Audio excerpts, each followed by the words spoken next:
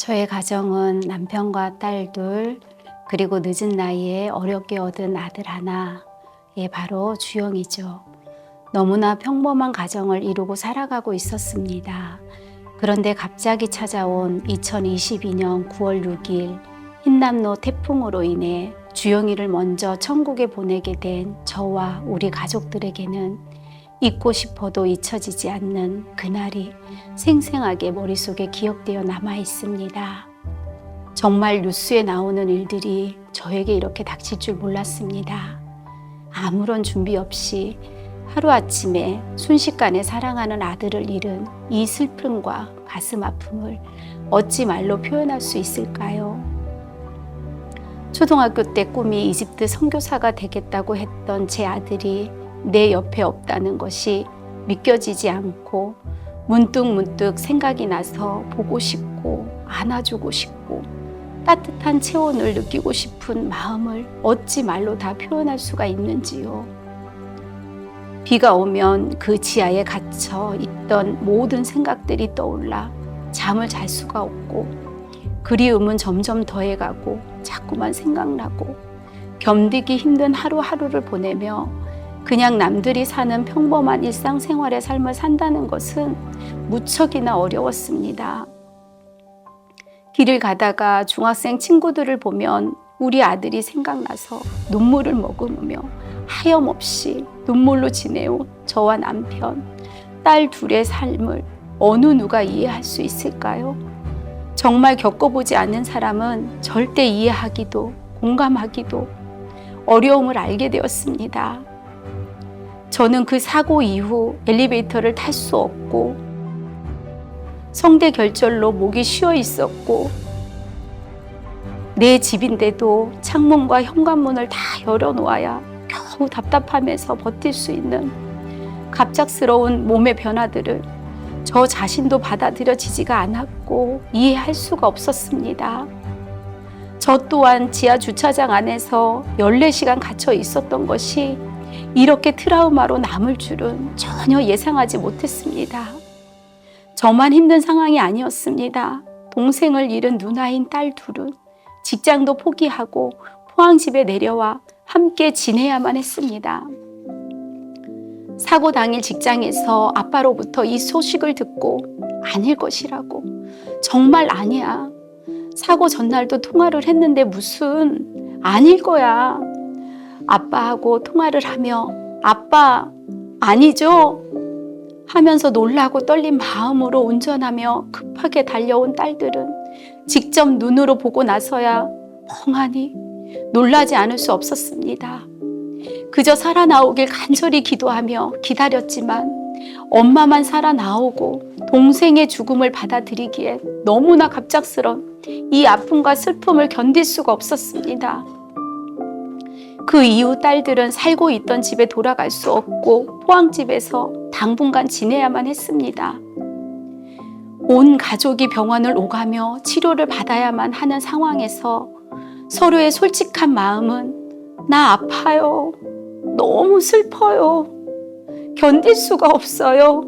하는 마음이었으나 속마음을 감추고 드러내지 못한 채 끙끙대며 하루하루를 버티다 보니 결국 터지고야 말았습니다. 우리 가족은 하나둘씩 지하 주차장에 가서 서로 울며 아들이며 동생인 주영이가 보고 싶어 하루에도 몇 번씩 내려갔다 오기를 반복하며 일상을 보내야만 했습니다. 저에게는 얼마나 든든한 아들이었는지요.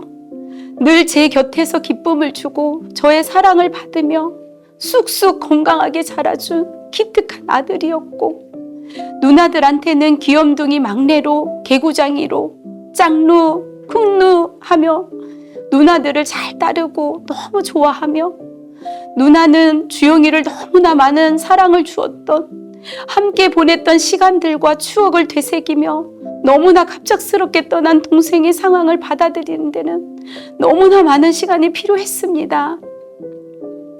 남편은 남편대로 술로 괴로움을 달래며 어쩔 줄 몰라 하고 저 또한 지쳐만 갔지만 딸들도 챙겨야 하니 이 어려운 상황을 어떻게 해서든지 내가 바로 세워야 하는 때가 왔다 생각이 들었습니다. 저희 가정에 찾아와 주신 트라우마 센터 선생님을 통해 위로와 조언뿐 아니라 이겨낼 수 있는 경험 있고 체험적인 실제 있었던 이야기를 들으며 지속적으로 상담을 받아왔습니다. 또한 선생님께서 저를 위해 엘리베이터를 탈 수 있도록 용기를 주시며 함께 다시 엘리베이터를 타보고 내리고를 반복하며 연습을 같이 해주셨습니다. 그렇게까지 저희 가정을 위해 직접적으로 도움을 주셔서 늘 감사했습니다. 그래서 더 힘과 용기를 내어 혼자서 매일매일 연습을 했습니다. 저 자신이 살아야겠다는 마음으로 가정을 지키고 바로 세우기 위해 끊임없이 노력하고 연습한 결과 열매가 나타나기 시작했습니다. 정말 그 뒤 제가 엘리베이터를 탈 수 있게 되었습니다.